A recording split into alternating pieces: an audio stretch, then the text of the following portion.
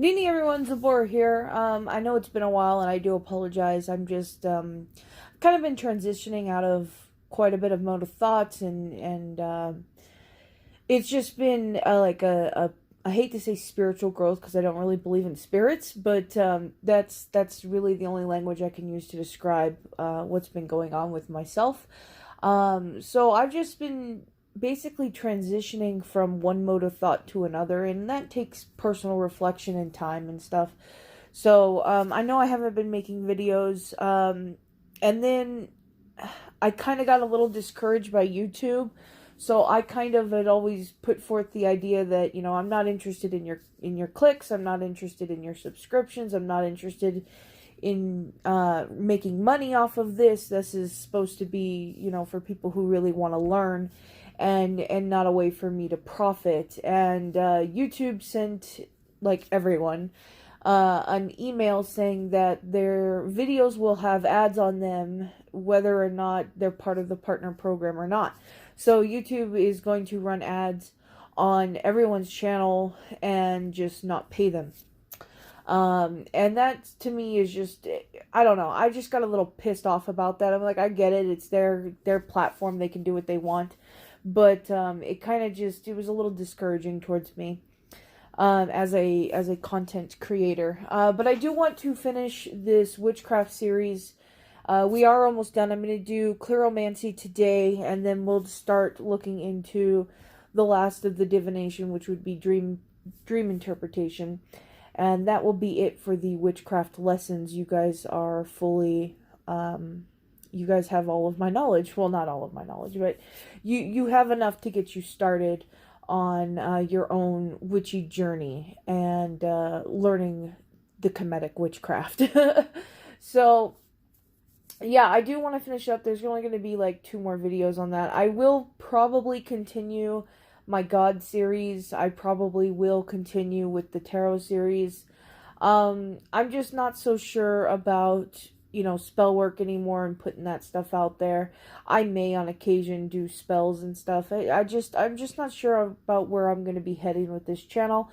I may wind up abandoning it entirely just because social media has just, it holds almost no interest for myself anymore. So I might be stepping away. I really don't know at this point in time. But I do want to finish this series just because I usually have a hard time finishing things. So I want to do this for myself and not necessarily anyone else. Just to, you know, show myself I can complete things. So we're going to go ahead and move on. We're going to be talking about Cleromancy, which is divination by casting of the lots. Now this applies to vast number of cultures that did this. You have the Jewish people who use the Uman and the Thuman. If you want to kind of use a traditional hoodoo route, that might be something to draw upon. However, the Yoruba people also have bone reading. I prefer the Sangoma style of bone reading. Tacitus, I don't even know how you say his name. I think it's Tacitus. He wrote about the German people taking branches, Germanic people taking branches, marking them with symbols and throwing lots. Of course, you have people modern times who use runes. I'm going to show you a really simple method here, using the 3 stones, and this is just anything you can use, but I like the 3 stone method here. So what you're going to do is you're going to start out with a red stone. Whoops. A red stone. Now this is just gold stone, which is man-made. It's basically just glass and melted copper. Doesn't really do it justice, this lighting. But yeah, this is just man-made stone. I think it's very pretty, but it's really conductive because it's got copper in it. So this is something that I choose to use. The next one is going to be a white stone. Now I've just got this Dalmatian jasper here, but you can use moonstone. So long as the stones are about relatively the same size, that's all that matters. And of course I've got this piece of jet here. Alright, so basically what it is you have a yes stone, a no stone, and the indicator stone.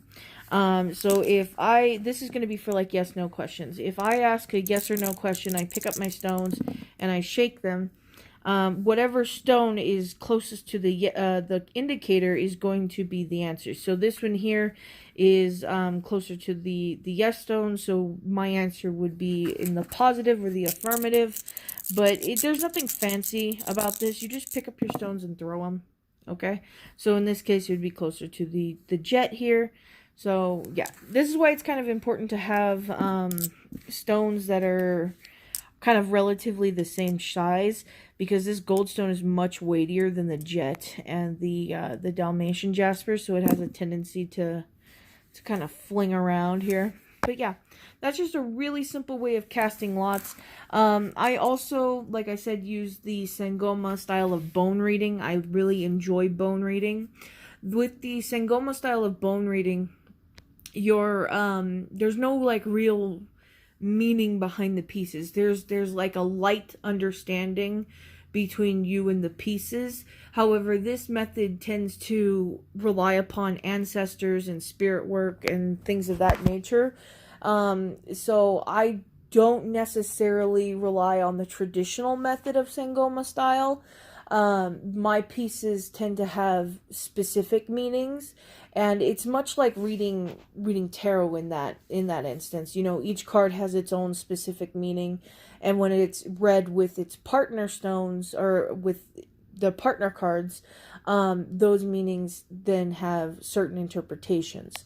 So that's just the way that I choose to do it. Like I've got a couple books here. In Throwing the Bones here by Catherine Ironwood, I wasn't a big fan of this, but she does talk about different methods. One of the things that she recommends using is a doll arm, okay, like a little plastic doll arm, and that would be your helping hand piece. So in that instance, I like my pieces have those specific meanings. If you are interested in learning more about the Sangoma style of bone reading, I recommend Bone Shells and Curios by Michelle Jackson. This is a Lucky Mojo book. However, she is not Catherine Ironwood, and she actually goes through different meanings and stuff within the bone reading sets. And she actually includes like pictures of her own bones. They use a lot of cowrie shells and nuts and things of that nature. So it's really up to you on how you build your set, but she goes over a lot of the traditional pieces. Another good book would be Crystal Magic, and this is Divination, Healing, and Spellcraft with Gems and Minerals by the Reverend Dr. John St. Germain. Now, I thought that this book was actually going to be closer to what this book is, and this is Lithomancy, Divination, and Spellcraft with Stones, Crystals, and Coins, also by the Reverend Dr. John St. Germain.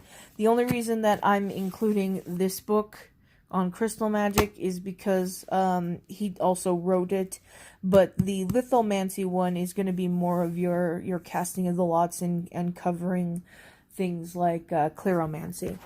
So I hope this video has been enlightening. That is it for our Cleromancy, the casting of lots, divination video. If you guys are interested in any of the forms I've mentioned, you know, go study it, go check it out.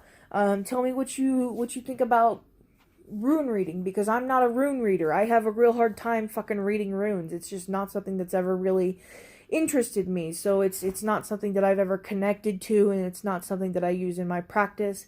Although I do have a very nice set of ceramic runes that I own. So, you know, I actually prefer bone reading and reading the tarot when it comes to divination. So, yeah. That is it for tonight, guys. Sun Update.